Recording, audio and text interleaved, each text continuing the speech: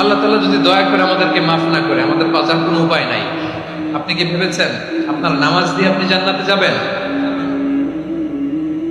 আপনি তাহাজ্জুদ গুজা সেজদা দিতে দিতে কপালে দাগ ফেলেছেন, এটা আপনারা জান্নাতে নেবে না। আপনি এলাকার সবচেয়ে বড় হাতেম তাই দানশীল, এই দানের ভরসায় বসে আছেন।